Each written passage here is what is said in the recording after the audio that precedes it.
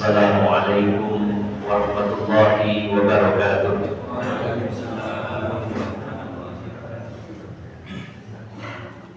Alhamdulillahilladzi hadana li hadza wa ma kunna linahtadiya laula an hadana Allah. Laqad jaa rusul rabbina bil haqq wa nudu an tilkumul jannatu uristumuha bima kuntum ta'malun. Asyhadu an la ilaha illallah wahdahu la syarika lah wa asyhadu anna Muhammadan abduhu wa rasuluhu la nabiyya ba'dah. Allahumma salli wa sallim wa barik ala nabiyyina Muhammadin wa ala alihi wa sahbihi ajma'in. Wa qala Allah ta'ala fi kitabihil karim, ya ayyuhalladzina amanu taqullaha haqqa tuqatih wa la tamutunna illa wa antum muslimun, amma ba'd. Para alim ulama, para ustaz, para sesepuh bini sepuh yang senantiasa saya hormati, bapak-bapak dan ibu-ibu jamaah Masjid Al-Ikhlas yang dirahmati Allah Subhanahu wa ta'ala.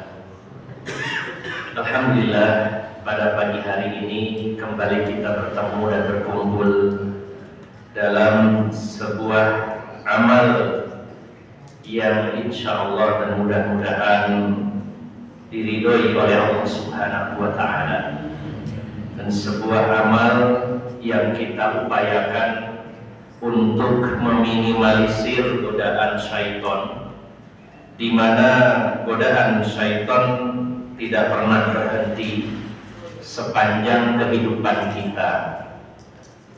Tentu di akhir-akhir kehidupan ini syaitan akan semakin bekerja keras menyesatkan dan menjebak kita, karena kesempatan dia untuk menggoda kita berakhir dengan berakhirnya usia kita, berakhir dengan berakhirnya kehidupan kita di dunia ini. Maka sebagaimana juga manusia ketika memiliki target, pasti ada semacam deadline, mungkin begitu istilahnya ya. Maka mereka, syaitan yang menggoda kita pun memiliki keterbatasan waktu, yaitu sampai kita meninggal dunia. Dan ketika kita semakin mendekat dengan kematian, maka sebenarnya godaan setan bukan semakin surut, tapi semakin gencar. Makanya Rasulullah SAW ketika menjelaskan tentang beratnya istiqomah, beliau menyampaikan hadis yang berbunyi, wallahu la ilaha illa ghairu inna ahadakum la ya'malu bi'amali ahlil jannah hatta ma yakunu bainahu wa bainaha illa zira' fayasbiqu alaihi alkitab fayamalu bi'amali ahlin nar fayadkhuluha. Demi Allah, wallahi la ilaha illa ghairu, demi Allah yang tidak ada sesembahan kecuali Dia, sungguh ada di antara kalian yang sepanjang hidupnya mengamalkan amalan ahli surga, sehingga tidak ada jarak antara dirinya dengan surga kecuali hanya tinggal sehasta. Bahasa kitanya hanya selangkah lagi dia masuk surga.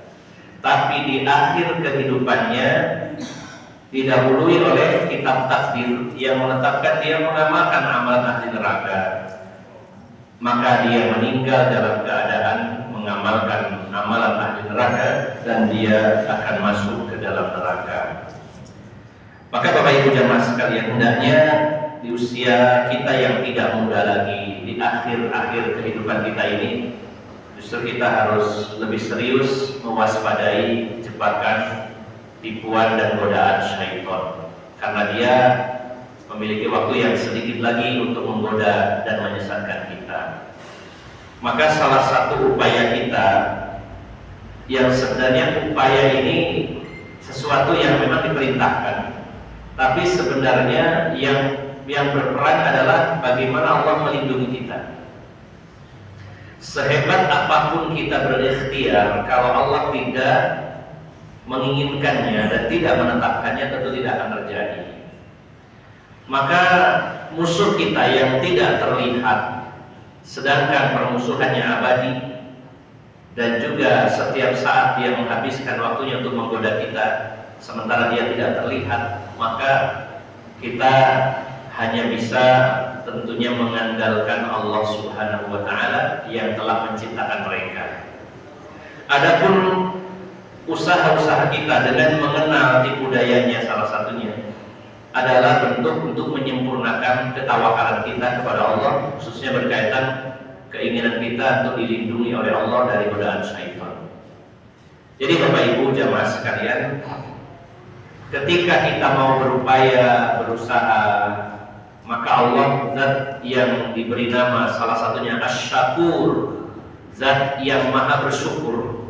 Allah itu zat yang tahu terima kasih, bahkan maha berterima kasih. Kalau Allah itu maha berterima kasih, maha bersyukur, apa yang kita lakukan sekecil apapun akan dihargai oleh Allah. Bukankah ketika kita bertemu orang yang mau atau tahu terima kasih, apapun yang kita lakukan kepadanya dalam hal kebaikan, sekecil apapun dia akan berterima kasih. Apalagi Allah yang Asy-Syakur, zat yang maha bersyukur. Allah tidak akan pernah menyia-nyiakan usaha hambanya, karena Allah itu zat yang tahu terima kasih, Allah itu zat yang maha bersyukur. Maka salah satu upaya kita adalah dengan mengkaji kitab-kitab yang ditulis oleh para ulama, di mana poin-poin pentingnya adalah mengetahui segala tipu daya iblis. Ini adalah bentuk upaya, namun hasilnya kita memohon kepada Allah Subhanahu wa Ta'ala, semoga Allah melindungi kita semuanya dari godaan syaitan, dan kita semoga diberikan nilai terbaik dengan kelulusan terbaik saat nanti kita meninggal dunia, berada di atas Islam dan syaitan dikalahkan oleh Allah Subhanahu wa Ta'ala untuk kita semuanya. Bapak Ibu yang dimuliakan Allah Subhanahu wa Ta'ala, kita akan melanjutkan kajian kitab Talbis Iblis, masuk di halaman yang ke-40. Al-Babus Salisu Fit Tahdziri min Fitani Iblis wa Makayidihi. Bab ketiga. Bab pertama membahas tentang kewajiban berpegang teguh kepada sunnah Nabi Sallallahu Alaihi Wasallam. Yang kedua, hati-hati dengan perkara bid'ah. Dan yang ketiga, ini memang beliau membuatnya cukup sistematis, runtut. Setelah kita diingatkan agar berpegang teguh dengan sunnah Rasulullah Sallallahu Alaihi Wasallam, kemudian hati-hati dengan lawannya sunnah yaitu bid'ah, baru mulai masuk pada poin tentang hakikat jebakan iblis. Diawali dengan bab yaitu hati-hati dari fitnah-fitnah iblis dan tipu dayanya. Fitahdziri min fitan, fitan jamak dari fitnah. Dan fitnah itu secara asal artinya adalah ujian. Secara definisi dalam bahasa Indonesia terjemahan begini. Fitnah adalah ujian, dan bisa berupa ujian yang baik maupun yang buruk. Tapi seringkali para ulama memutlakkan kata fitnah dalam perkara-perkara yang buruk. Secara asal fitnah itu ujian, ada yang baik ada yang buruk, tapi seringkali digunakan pada hal-hal yang buruk. Ketika membahas fitnah dunia, berarti godaan jebakan dunia. Fitnatun nisa, fitnah wanita, ini juga identik dengan keburukan. Seseorang terkena fitnah, maka identik dengan keburukan. Fitnah akhir zaman adalah keburukan-keburukan di akhir zaman. Maka kalimat ini atau kata ini fitan, jamak dari fitnah, iblis, jelas ini adalah sebuah keburukan dan kejahatan. Bab ini judulnya adalah hendaknya kita hati-hati sekali dengan keburukan dan kejahatan iblis dan tipu dayanya. Bapak Ibu jamaah sekalian yang dimuliakan Allah Subhanahu wa taala, seperti pernah saya sampaikan bahwa definisi menipu, ya, membuat makar atau muslihat adalah menimpakan keburukan kepada orang lain dengan cara yang halus. Nah, itu kayak gambaran. Menimpakan mudarat, keburukan kepada orang lain dengan cara yang halus. Kalau secara terang-terangan tidak disebut nipu. Ketika seseorang dirampok, maka perampok ini tidak dengan cara halus, langsung frontal, ya, dengan ancaman, bahkan dengan melukai, bahkan dengan membunuh, merampas harta secara paksa. Nah, ini tidak disebut menipu. Tapi kalau menipu dalam hal ini masalah keuangan, pasti dia mengambil uang yang bukan haknya dengan cara yang halus, ya, dengan berbagai macam sandiwara, misalkan contohnya dengan investasi bodong yang selalu marak dan selalu banyak korbannya.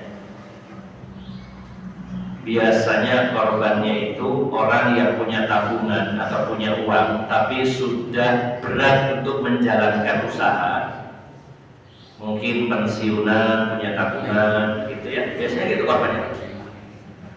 Karena kalau orangnya suka bisnis, nggak mungkin diinvestasikan, kemungkinan digulirkan sendiri. Biasanya begitu Pak. Yang hati-hati panjenengan, terutama kalau sudah pensiun, baik itu pegawai negeri, pegawai BUMN atau bahkan swasta, bahkan ada juga pebisnis yang sudah capek, bis nggak dodolan maneh, ono tabungan 2M, ya, misalkan begitu ya.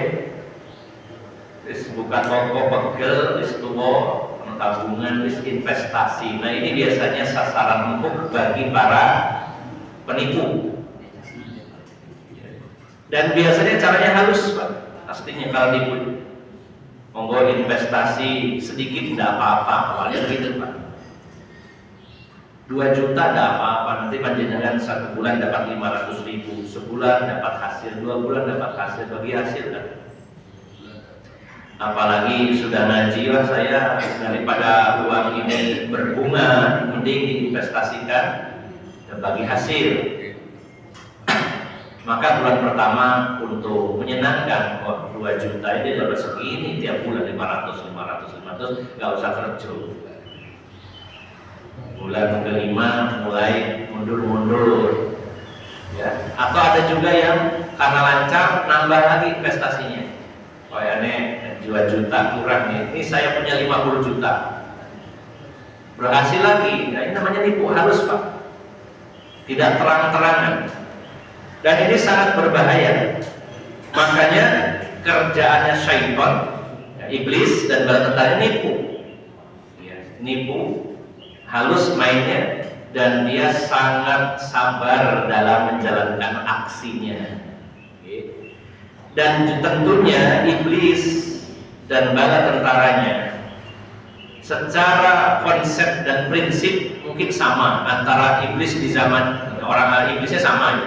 Syaitan di zaman Nabi Adam, di zaman Nabi Nuh, dengan syaitan sampai hari kiamat secara konsepnya targetnya sama, tapi bisa jadi trik-triknya ada perkembangan baru mengikuti tren manusia sekarang. Kalau manusia secara konsep sama, ya, ada poin-poin yang menjadi pakemnya mereka, tapi mungkin dalam masalah teknis, ya ada perkembangan seiring juga perkembangan manusia. Ketika dulu manusia zaman dulu, jangan terlalu lama mungkin ya, berapa puluh tahun yang lalu, orang itu mayoritas masyarakat kita sebelum banyaknya dokter, sebelum kenal tentang tibu nabawi, pengobatan cara Nabi, maka dukun itu menjadi pilihan, bahkan pilihan utama. Tentu setan di zaman itu mudah menggoda orang supaya datang ke dukun. Tapi kalau orang sekarang sudah mulai teredukasi, maka sudah banyak perkembangan. Mereka tidak percaya dukun, walaupun tidak semuanya, tetap banyak, tapi tidak sebanyak dulu. Tapi setan tidak habis akal. Kalau dulu dukunnya berbaju hitam, jubah hitam, wajahnya sangar, gak pernah mandi, bakar kemenyan, ya, membaca mantra-mantra, meremeleh gitu kan. Itu orang percaya. Orang sekarang banyak yang nggak percaya, tapi setan nggak habis akal. Nah, sekarang lebih halus lagi, dukunnya pakai jubah putih. Tapi sorbanan Pak, ya Pak. Sorban. Kemana-mana bawa tongkat, ya tongkat, bawa tasbih. Tapi prakteknya perdukunan, tetap esensinya sama. Apalagi dengan ada istilah-istilah yang mengelabui. Kalau dulu Bapak Ibu itu kan black magic, kalau saya itu white magic. Nah, gitu. Sehingga orang menamainya dengan bukan dukun lagi. Kalau disebut nama buka praktek perdukunan itu orang kayak gitu.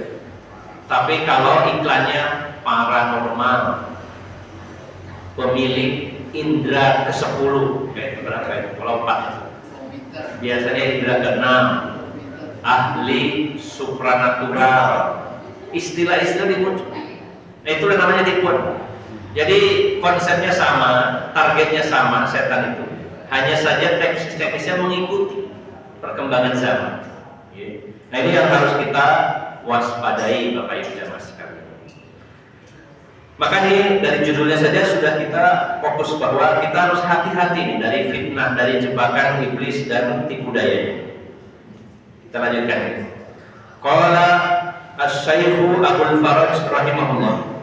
Berkata Syekh Abdul Faraj rahimahullah. Abdul Faraj itu kunyah dari Imam Ibnul Jauzi, penulis kitab ini. Beliau menulisnya dengan menulis nama sendiri. Berkata Syekh Abdul Faraj, maksudnya ini bisa jadi tambahan dari editor yang menambahkan bahwa ini yang mengatakan ini adalah penulisnya, yaitu Abdul Faraj Imam Ibnul Jauzi. Kalau kita lihat di covernya itu Al-Alamah Abdul Faraj Abdurrahman Ibnul Jauzi. I'lam annal adamiyya lamma khuliqa rukiba fihi al-hawa wasyahwa. Rukiba fihi al-hawa wasyahwatu liyajtaliba bidzalika ma yanfa'uhu wa wudi'a fihi al-ghadabu liyadfi'a bihi ma yu'dihi wa utiya al-aqlu kal mu'addibi ya'muru bil 'adli fima yajtarabu wa yajtanibu. Wa khuliqa asy-syaitanu muharridan lahu 'ala al-israfi wa fi ijtilabihi wa ijtinabihi. Fal wajibu 'ala al-'aqil an ya'khudha idrahu min hadzal 'aduwi alladhi qad abana adawatihi min zamani Adam alaihi salatu wassalam. Wa qad badala 'umrahu wa nafsahu fi ifsadi ahwali bani Adam. Soal ini sebuah ungkapan yang mewakili dan simpel tapi mantap, luar biasa. Inilah salah satu pentingnya kita belajar kitab para ulama, yang tentunya perkataan ulama itu bukan dalil. Perkataan ulama bukan dalil, bisa benar, bisa salah. Maka yang jadi timbangannya, barometernya adalah dalil, itu Al-Quran dan Sunnah Nabi SAW. Maka disinilah pentingnya kita belajar kitab para ulama agar kita mendapatkan rincian yang lebih detail tentang ayat dan hadis-hadis. Dengan adanya tulisan ungkapan para ulama yang didasari dengan Al-Quran dan Sunnah, maka kita semakin mudah lagi memahami. Ada Al-Quran, ada Sunnah, kemudian para ulama nulis kitab, sudah ada ulama, ada mubalik-mubalik yang membacakan kitab, ditambah lagi, menjelaskan lebih rinci lagi, gitu. Sehingga kita mendapat kemudahan dalam memahami agama ini. Penulis mengatakan, ketahuilah bahwasanya Adamiyun, disebut Adam ini dari maksudnya adalah keturunan Nabi Adam atau Bani Adam atau manusia. Ketahuilah bahwasanya manusia ketika diciptakan oleh Allah Subhanahu wa taala, maka Allah menanamkan, maksudnya itu memberikan ke dalam diri manusia itu al-hawa wasyahwah, punya hawa nafsu dan syahwat. Syahwat itu keinginan, hasrat. Ketika Allah menciptakan manusia, Allah insert dalam jiwa manusia, dalam diri manusia itu memiliki hawa nafsu dan syahwat yang tujuannya adalah dengan adanya keinginan, hasrat. Sebenarnya keinginannya adalah agar dia bisa mengambil manfaat sesuatu yang baik.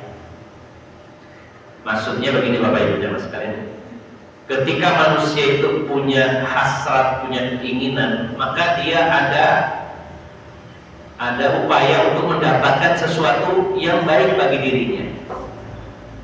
Kalau manusia nggak punya keinginan, ya loyo Pak. Ibu-ibu senang apa boten kalau punya suami tidak punya syahwat? Tidak enak ya. Jangankan nggak punya, lemah saja tidak enak ya. Ya. Makanya sebenarnya ketika manusia diciptakan oleh Allah, lalu Allah tanamkan dalam dirinya ada hawa nafsu, ada syahwat, itu pada asalnya adalah kebaikan. Karena dengan hawa nafsu, dengan syahwat, dia berupaya mendapatkan sesuatu. Dia punya keinginan, bahkan ada yang punya ambisi lebih kuat lagi. Kalau manusia itu nggak punya nafsu, ya nggak ada yang bekerja kan. Misalkan seperti malaikat itu tidak punya nafsu, sehingga yang ada adalah akalnya saja. Ketika Allah perintahkan, wahai malaikat pencabut nyawa, ya tugasnya nyabut nyawa, Pak, nggak akan nyabut yang lain, nggak akan pernah menyimpang selama kehidupannya. Tugasnya nyabut nyawa, malakul maut yang nyabut nyawa. Nggak ada ceritanya malaikat pencabut nyawa dari nyari ceperan kan. Tetap tugasnya itu sampai akhir dunia. Malaikat Jibril tugasnya menyampaikan wahyu kepada para nabi dan rasul, yaitu tugasnya itu.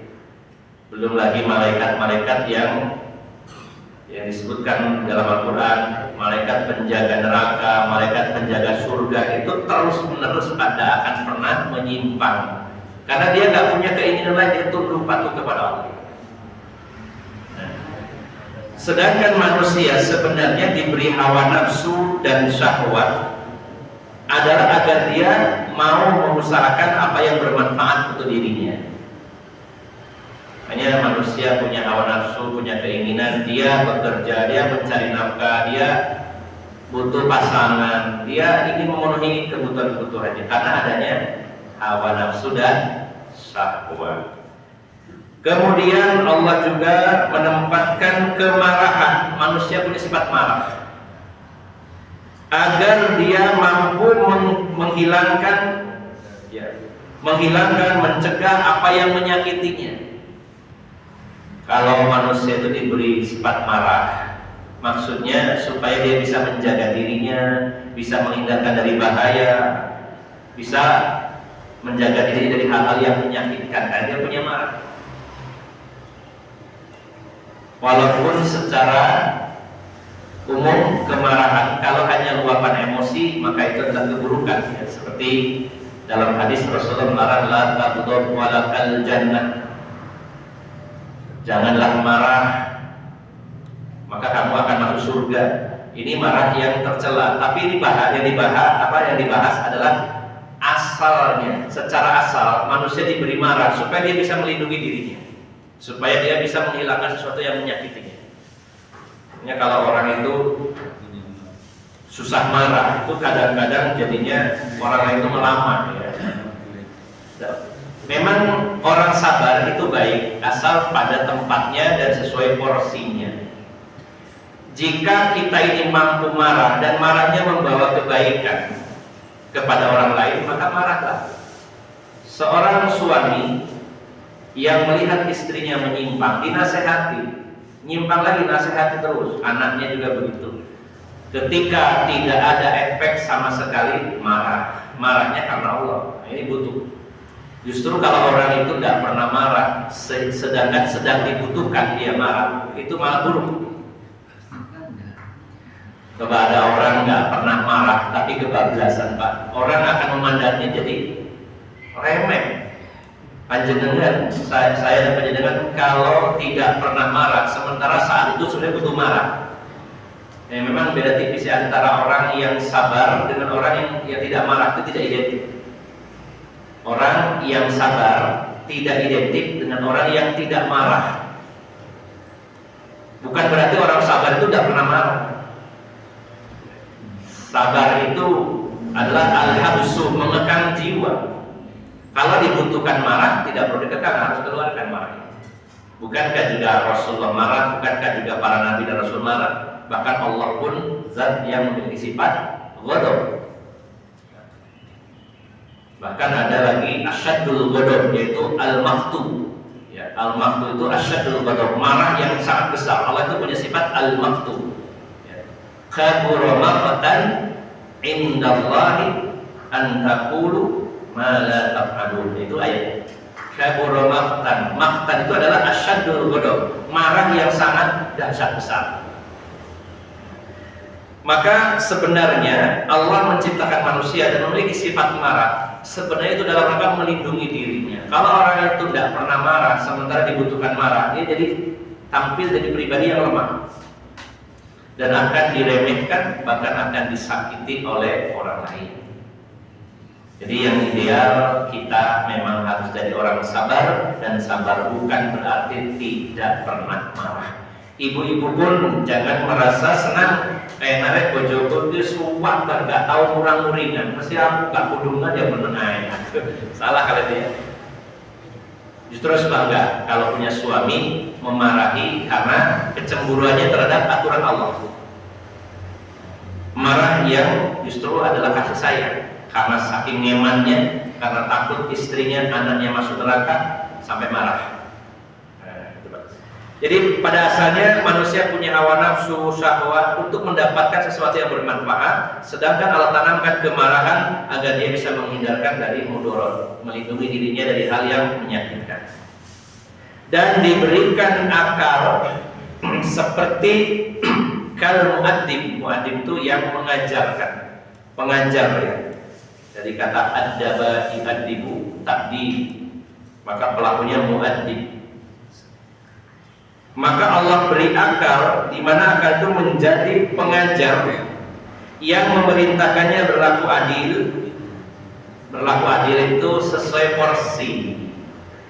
Nah, Bapak Ibu jamaah sekalian, manusia ingin mendapatkan manfaat, di situ ada syahwat. Manusia melindungi dirinya, menjauhkan dari yang mudarat, tapi di situ butuh akal yang memandunya supaya adil, pertengahan, supaya sesuai tempatnya, sesuai porsinya. Dalam hal mengambil atau menghindarkan diri, maka ada akal yang menjadi pengontrolnya. Sedangkan syaitan diciptakan oleh Allah Subhanahu wa taala, di mana jebakan utamanya, nah konsep utamanya dari setan itu, dari sifat setan itu adalah al-israfu fi ijtinabihi wa ijtinabihi. Karena manusia tadi ya melakukan dan menghindarkan, kan dua hal Pak ya. Karena syahwat, karena hawa nafsu dia melakukan, mengambil sesuatu. Karena ada marah dia menghilangkan, dia membuang sesuatu. Nah, setan di situ diciptakan oleh Allah Subhanahu wa taala bagaimana supaya manusia itu selalu berlebihan dalam mendapatkan sesuatu dan menghindarkan sesuatu. Setan itu hadir bagaimana caranya supaya manusia itu berada di ekstrim baik kanan ataupun kiri. Sementara yang diinginkan oleh Allah adalah tengah-tengah hadir dalam segala hal. Ini kuncinya kita pegang. Makanya ketika setan itu mendapati korbannya atau targetnya itu adalah orang-orang yang jauh dari ilmu, orang-orang yang tidak taat kepada Allah, artinya dia orang awam, maka dia akan dijadikan oleh setan orang-orang yang meremehkan urusan agama, meremehkan urusan agama. Sedangkan orang-orang yang mau belajar bukan berarti bebas dari godaan, justru biasanya dibuat guru berlebih-lebihan. Orang yang sudah ngaji dengan yang tidak pernah ngaji, cara menggoda setannya beda Bapak Ibu. Makanya kita harus bisa menyadari hal ini. Kalau orang-orang yang tidak berilmu, setan gampang menjebaknya. Misalkan setan ini, orang ini halal haram teratas semua, digodanya gampang. Dibisiki Mas sampai naik sumpah, tuh bisa ke rumah karaoke. Di sana kan bisa sewa satu kamar, sekalian booking LC. Apa LC itu? LC bukan gelar Ustadz Abu Rozan LC. LC, Lady Companion gitu ya. Jadi cewek yang menemani karaoke. Karaoke-nya ya 30% serunya, yang 70% ada LC-nya. Itu orang yang mungkin ya jauh dari masjid, jauh dari agama. Tapi apakah panjenengan digoda setan dengan diajak ke sana? Agak sulit setan. Setan goda Abah Haji Suryo supaya karaoke berat, hebat. Nah, dia akan cari cara. Ini orang agamis akan dibuat guru berlebih-lebihan dalam urusan agama. Ya, biasanya begitu. Jadi selalu ada di dua titik yang ekstrim, antara meremehkan dan berlebih-lebihan. Kemudian kalau orang-orang yang tidak berilmu, jauh dari masjid, jauh dari ngaji, yang ditekankan senjata iblisnya adalah syahwat, sedangkan yang ngaji-ngaji akan diarahkan kepada subhat. Subhat itu ya sebuah kebatilan, tapi dibungkus dalil, dibungkus dengan seolah-olah baik. Bukankah berapa banyak kelompok-kelompok dalam Islam ini yang sebenarnya punya semangat agama, menjaga dirinya dalam masalah yang haram, tapi karena setan pinter ini dijebak, jadilah orang-orang yang terkena syubhat, seolah-olah keyakinannya benar, ada ayatnya, ada hadisnya, tapi disimpangkan. Mereka digoda dengan zina, tidak bisa. Digoda dengan minuman keras, tidak bisa. Digoda dengan judi, tidak bisa. Tapi digodanya justru sangat bahaya dengan syubhat. Maka Bapak Ibu jamaah sekalian, selama kita masih bernyawa, masih hidup, siapapun diri kita, apakah orang yang rajin ibadah, rajin ke masjid, rajin ngaji, ataupun yang jauh dari itu semua, sama-sama digoda. Hanya saja trik yang digunakan oleh iblis berbeda-beda, dan inilah yang harus kita sadari. Dan juga Bapak Ibu jamaah sekalian, setiap dari kita, saya dan panjenengan beda-beda, titik lemahnya beda. Titik lemahnya beda. Oh, ini orang ini kelemahannya ada di harta, rata-ratanya yang paling banyak. Oh, ini kelemahannya di wanita ini. Nek urusan mobil, motor, omah biasa-biasa, tapi ini harus digoda wanita. Nah, ini kelompok-kelompok, maka dia akan digoda terus lewat situ. Lewat itu digodanya. Yang jadi kesenangan panjenengan itu akan jadi senjata oleh setan. Namanya juga senang, sangat ingin, sangat berhasrat mendapatkannya. Kalau tidak punya ilmu, tidak punya iman, tidak punya strategi, di situ setan masuk. Kesenangan kita yang akan dimasuki.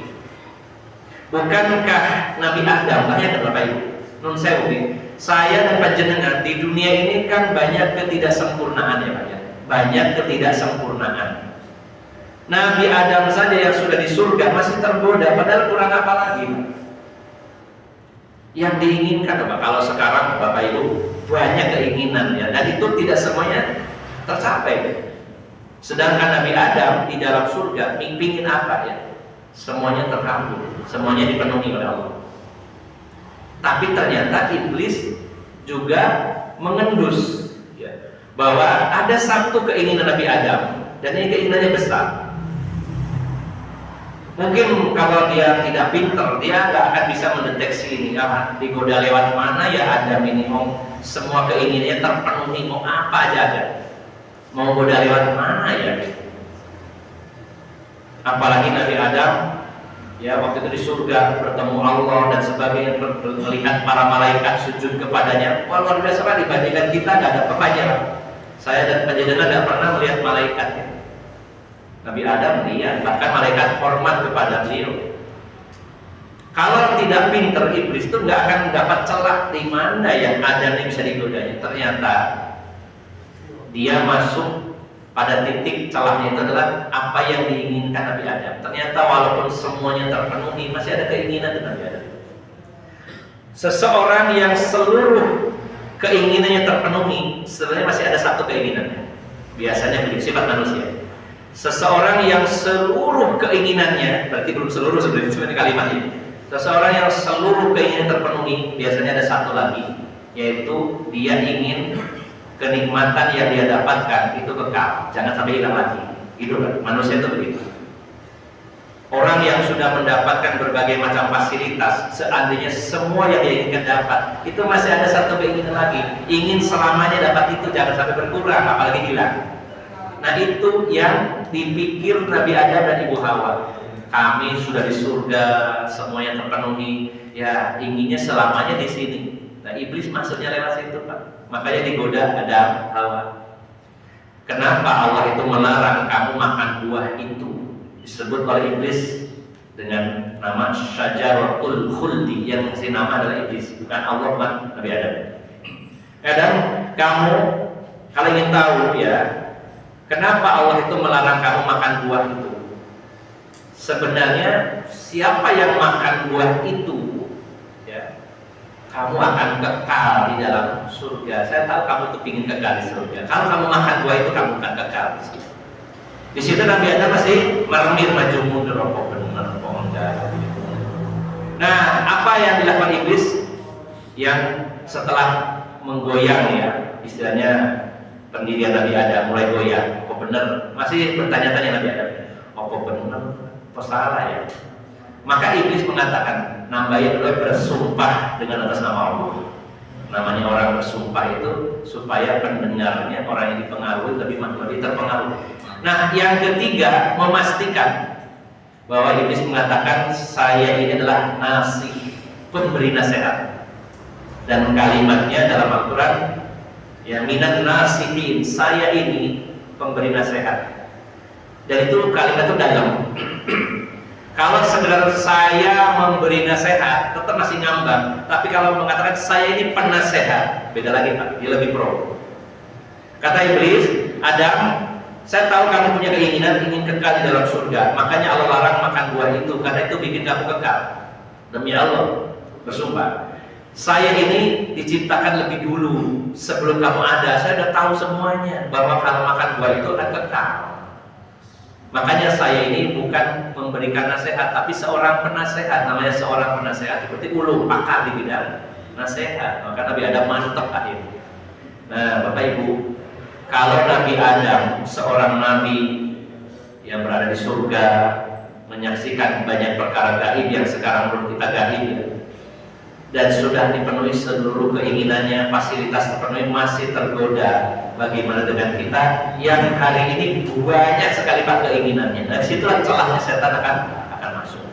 Makanya setiap saat kita harus waspada. Kita lanjutkan sedikit lagi. Ini baru satu paragraf gitu. Fal wajibu 'ala al-aqil an ya'khudha hidrahu min hadzal 'adu alladhi qad abana 'adawatahu min zaman Adam alaihi salam. Wa qad badala umurahu wa nafsahu fi ifsadi ahwali bani Adam. Maka wajib bagi setiap orang yang berakal agar benar-benar berhati-hati dengan musuh yang satu ini. Karena dia telah mengumumkan permusuhannya sejak zaman Nabi Adam, dari dulu tidak pernah berubah. dan dia menghabiskan umur dan nafasnya. Maksud dia di sini adalah iblis dan bala tentara syaitan. Setan-setan itu menghabiskan umur dan nafasnya dalam merusak Bani Adam. Jadi sudah sunatullah, takdir dari Allah, setan-setan ini diciptakan seluruh waktunya, seluruh hidupnya hanya untuk menggoda manusia. Dan setan ada yang dari kalangan jin dan juga dari kalangan manusia. Nah, biasanya yang lebih dominan di dalam Al-Quran yang disebutkan setan itu adalah setan dari kalangan jin yang tidak terlihat. Jin yang kafir, yang membangkang kepada Allah, juga diistilahkan justru yang lebih populernya adalah setan yang membisikkan keburukan dalam diri manusia. Maka Allah telah memerintahkan waqad amarallahu ta'ala bil hadr. Waqad amarallahu ta'ala bil hadari minhu. Maka Allah sungguh telah memerintahkan agar kita berhati-hati darinya. Memang dia tidak terlihat, memang dia hebat, tapi sehebat apapun dia makhluk Allah. Maka Allah tahu pasti kelemahannya. Allah tahu semuanya tentang dia. Maka Allah pun karena sayang kepada Nabi Adam dan anak keturunannya termasuk kita, Allah selalu kasih tahu, Allah kasih bocoran bagaimana hakikat syaitan, bagaimana jebakannya. Tinggal kita mau mencari tahu atau tidak. Maka Allah perintahkan agar kita benar-benar berhati-hati darinya. Allah berfirman dalam surat Al-Baqarah ayat 168 dan 169. 168 dan 169. Wala tattabi'u khutuwatis syaitan innahu lakum aduwwun mubin. Innama ya'murukum bis-su'i wal fahsya'i wa an taqulu 'ala Allahi ma la ta'lamun. Dan janganlah ikuti langkah-langkah syaitan. Sesungguhnya dia itu musuh yang nyata. Ada orang salah paham, musuh yang nyata berarti keto, nyata. Nah ini perlu belajar bahasa Indonesia lagi. Musuh yang nyata, maksudnya wujudnya yang nyata atau permusuhannya, Pak? Permusuhannya maksudnya, bukan ada orang siap salah sampai mengatakan setan gak keto, lah buktinya perlu mengatakan aduh mubin musuh yang nyata. Yang nyata itu permusuhannya.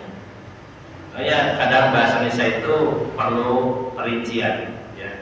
Karena dalam satu kata majemuk kadang kita bisa menafsirkan dua poin, dua tafsiran. Bahasa saya mengatakan soto ayam kampung, soto ayam kampung. Yang benar soto ayam kampung atau soto ayam kampung? Kan bisa soto ayam kampung kan? Ini soto ayam tapi di kampung atau soto ayamnya ayam kampung. Nah ini pentingnya di situ belajar bahasa Indonesia. Ya biasanya sih ayam kampung ya. Sotonya sama, bukan soto kota, soto kampung gitu. Tapi bahannya. Nah ini juga begitu. Yang dimaksud tadi soto ayam kampung, yang kampung itu ayamnya bukan sotonya. Musuh yang nyata bukan wujudnya, tapi adalah permusuhan. Dan Bapak Ibu jamaah sekalian, sangat banyak ayat-ayat ini dalam Al-Quran. Tadi surat Al-Baqarah ayat 168-169. Allah nyatakan, Dia hanya memerintahkan kamu kepada keburukan dan kekejian, dan agar kamu mengatakan atas nama Allah apa yang tidak kamu ketahui. Kemudian dalam surat Al-Baqarah 268. Tadi 168, ini 268. Asy-syaitanu ya'idukumul faqra wa ya'murukum bil fahsya. Sesungguhnya syaitan itu menjanjikan kefakiran dan memerintahkan kalian dengan kekejian. Jadi dalam urusan rezeki, Allah itu menjanjikan kekayaan, setan menjanjikan kemiskinan. Kita mau pilih yang mana, Allah atau setan? Padahal Allah menyatakan setan itu menjanjikan kepada kalian sebenarnya kemiskinan. Kemudian An-Nisa ayat 60. Wa yuridu syaitanu an yudillahum dhalalan ba'ida, dan setan itu menginginkan agar kalian tersesat dengan kesesatan yang jauh. Bukan hanya sesat, sesatnya jauh, Pak. Kenapa harus jauh? Supaya susah kembali. Ketika orang itu meniti jalan yang lurus, siratal mustaqim, kemudian di tengah-tengah ada cabang kiri kanan, setan ada di situ membelokkan kita. Nauzubillah. Ketika orang itu berbelok, kalau beloknya baru sedikit, itu mudah balik. Tapi kalau semakin diterus-teruskan, semakin jauh, semakin dalam, semakin jauh dari garis kebenaran. Maka yang diinginkan syaitan itu sesatnya bukan sesat ringan, tapi sesat yang parah. Dolalan ba'ida, sesat yang sangat jauh. Kalau sudah jauh, untuk kembali itu susah. Kemudian surat Al-Maidah 91. Innama yuridu syaitanu ayyuqi'a bainakumul adawata wal baghdha'a fil khamri wal maisir wa yasuddakum an dzikrillah wa 'anis shalah fahal antum muntahun. Yang diinginkan syaitan itu dari khamr dan judi hanyalah agar dia menanamkan permusuhan dan kemarahan di antara kalian, dan juga menghalangi kalian dari mengingat Allah dan sholat. Dampak terbesarnya di antara dampak-dampak lain yang paling besar dari minuman keras dan judi adalah agar adanya permusuhan, kemarahan di antara kita, dan juga menghalangi manusia dari mengingat Allah dan sholat. Orang kalau sudah kebiasaannya ngombe, maksudnya minum-minuman keras, maka rusak pikirannya, akal sehatnya. Dia sangat sulit sekali mengingat Allah. Jangankan mengingat Allah, mengingat istrinya saja kalau lagi teler itu susah. Ya. Makanya pernah ada teman-teman yang pemabuk, ya, ngomong, nih pas mendem itu ya, delok bojone tonggo, koyo buyang-buyu be aku. Ini namanya agak mendebat. Padahal bukan istrinya itu. Bahkan Mas ya, nih pas mendem delok piting koyo buyu be aku. Ngeri ya. Nah, jangankan ingat Allah, kadang-kadang istrinya, anaknya aja gak ingat. Dan dengan judi begitu pula, ditanamkan kemarahan, permusuhan. Sebenarnya Pak Nun Sewu, orang-orang yang sedang main judi berempat gitu ya, kelihatannya rukun Pak, tapi itu bermusuhan. Jangan dikira itu main darah, manteng pas domino ada duitnya, anteng santai, kayaknya rukun gitu ya, solid. Enggak, mereka adalah orang yang sedang bermusuhan. Ketika ada yang menang, terus pamitan pulang langsung. Nunggu, rumah enak aja menang boleh. Saya tenang sampai isu rame Pak. Berapa banyak di antara mereka saling membunuh. Maka itu yang diinginkan setan, kemiskinan, kemudian kesesatan yang jauh, permusuhan, kemarahan. Kita tidak mengingat Allah, itu yang diinginkan setan. Kemudian dalam surat Al-Qasas ayat 15, sedikit lagi kita lanjutkan. Ayat-ayat saja, beberapa ayat. Al-Qasas ayat 15. Innahu aduwwum mudillun mubin. Sesungguhnya dia, syaitan itu musuh penyesat yang nyata. Surat Fatir ayat 6. Inna syaitana lakum aduwwun fattakhiduhu aduwwa. Innama yad'u hizbahu liyakunu min ashabis sa'ir. Sesungguhnya setan itu musuh bagi kalian, maka jadikan dia musuh. Jadi ada dua kalimat, sesungguhnya setan itu musuh, jadikan dia musuh.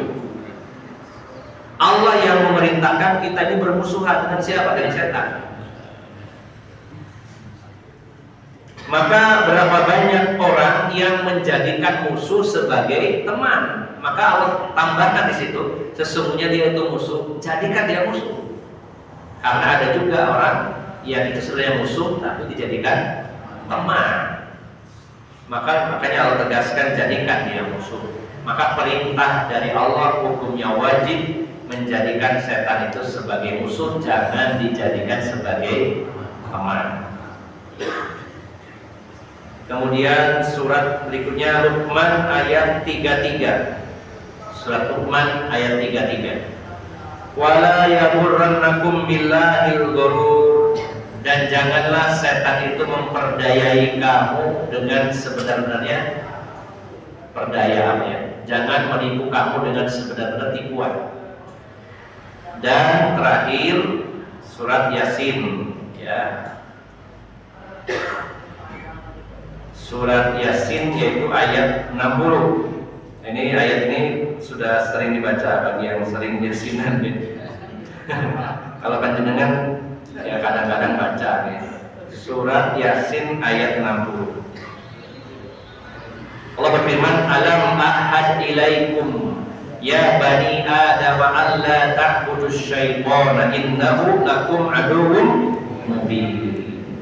Bukankah aku telah perintahkan kepada kalian wahai bani Adam agar jangan menyembah setan, sesungguhnya dia itu musuh yang nyata. Nah, Bapak Ibu jamaah sekalian, lalu penulis menyatakan wa fil qur'ani min hadza katsirun, dan ayat-ayat yang membahas tentang syaitan di dalam Al-Qur'an itu sangat banyak. Seandainya di Quran ada satu saja, satu ayat atau satu kalimat membahas sesuatu, itu pasti hal yang penting. Apalagi kalau diulang-ulang, maka itu menunjukkan sangat penting. Semua isi Al-Quran itu penting, walaupun hanya disebut sekali, maka yang berulang-ulang menunjukkan itu sangat darurat, sangat penting sekali. Dan termasuk di dalamnya adalah pembahasan tentang syaitan, diulang-ulang begitu banyak di dalam Al-Quran agar kita hati-hati. Dan terbukti walaupun kita sadar, kita yakin setan itu ada dan selalu menggoda kita, dan kita juga membaca Al-Quran, membaca hadis, tapi masih saja terkadang kita tergoda, masih saja kita tertipu dan terjebak. Maka kuatkan diri kita dengan minta perlindungan kepada Allah Subhanahu wa Ta'ala, pencipta dari syaitan tersebut, agar kita terjaga dari segala penyimpangan dan dari segala kejahatannya. Demikian Bapak Ibu jamaah sekalian, baru sedikit yang kita bahas sebagai prolog dari pembahasan detailnya nanti bagaimana tipu daya syaitan yang sesungguhnya. Insya Allah kita akan kaji dalam kitab ini secara bertahap, dan mudah-mudahan Allah berikan kemudahan kita untuk memahaminya dan kemudahan untuk mengamalkannya. Demikian, semoga bermanfaat. Mohon maaf atas segala kekurangan. Aqulu qouli hadza wa astaghfirullah li wa lakum wa akhiru da'wana alhamdulillahi rabbil alamin. Subhanakallahumma wa bihamdika asyhadu an la ilaha illa anta astaghfiruka wa atubu ilaik. Wassalamualaikum warahmatullahi wabarakatuh.